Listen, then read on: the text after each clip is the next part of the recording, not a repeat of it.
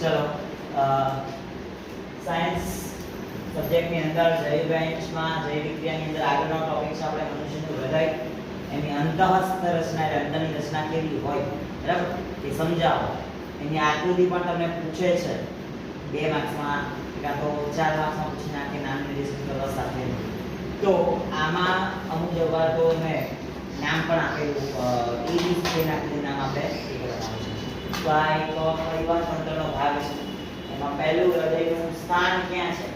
તો જે આપણું હૃદય છે કે આપણા છાતી જે છે એ છાતીનો જે પોલાણવાળો ભાગ છે એની અંદર સહેજ ડાબી બાજુએ આવેલું છે બરાબર.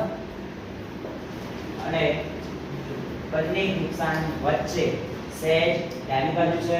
એનું કદ કેટલું છે તો એક મોટી જેટલા કદનું છે. જો તમે આ રીતનો આકાર રાખો તો તમને ઓલરેડી હૃદયની આકૃતિ કોઈ એવું દેખાય બરાબર. હોસ્પિટલની જે બુક આવે હેવી આવે છે પણ દોરેલું હોય છે. આગળ છે આકાર. તો મનુષ્યનું હૃદય છે એ કયા આકારનું હોય છે? શંકુ આકારનું હોય છે. હૃદયના ખંડો તો મનુષ્યના હૃદયના 4 ખંડો છે એટલા માટે ચતુષ્ખંડી હૃદય કહેવામાં આવે છે. ઉપરના 2 ખંડો છે એટલે આ ભાગો છે ને બંને ઉપરના એને કર્ણક કહેવાય અને નીચેના બંને ભાગો છે એને ક્ષેપક કહેવામાં આવે છે. 4 ખંડોમાં ડાબું કર્ણક, જમણું કર્ણક, ડાબું ક્ષેપક અને જમણું ક્ષેપક. કર્ણકોની દીવાલ હંમેશા પાતળી હોય જ્યારે ક્ષેપકોની દીવાલ હંમેશા જાડી હોય છે. હવે રુધિરનો પ્રવાહ કેવી રીતે વહે તો જો અહીંયા મનુષ્યનું હૃદય આપણે અહીંયા દોરેલું છે બરાબર. થોડા ટાઈમમાં દોર્યું છે એટલે દોરેલું આવું. હવે આમાં રુધિરનો પ્રવાહ, રુધિર એટલે લોહી, લોહી કેવી રીતે વહે તો ડાબા કર્ણકથી ડાબા ક્ષેપકમાં રુધિર જશે.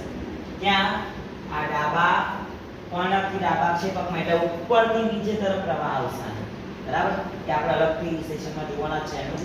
તો ડાબા કર્ણકથી ડાબા ક્ષેપકમાં જાય રુધિર અને જમણા કર્ણકમાંથી જમણા ક્ષેપકમાં. અહીંયા જમણા કર્ણકમાંથી ઉપરથી નીચે તરફ પ્રવાહ રુધિરનો હોય છે બરાબર. હવે વાલ તો ડાબા કર્ણક અને ડાબા ક્ષેપક વચ્ચે ડાબું કર્ણક એટલે આ અને ડાબું ક્ષેપક એટલે આ ભાગ એટલે આ બંને ભાગ વચ્ચે આ જે દેખાય છે ને તમને આ દ્વિદલ વાલ છે. કયો? દ્વિદલ. 2 પડદો એટલે દ્વિદલ વાલ હોય અને જમણા કર્ણક અને જમણા ક્ષેપક વચ્ચે તો અહીંયા આ જમણા કર્ણક અને જમણા ક્ષેપક આ બંનેની વચ્ચે જે આ વાલ છે એ કયો વાલ હોય? ત્રિદલ વાલ. ત્રિદલ વાલ કહેવો છે. 4 ખંડોનું જે હૃદય છે એને ચતુષ્ખંડી હૃદય પણ કહેવાય. તો એ O2 યુક્ત રુધિર એટલે કે જે ઓક્સિજન વાળું જે રુધિર છે એને CO2 થી દૂર અટકાવે મિશ્ર થતું.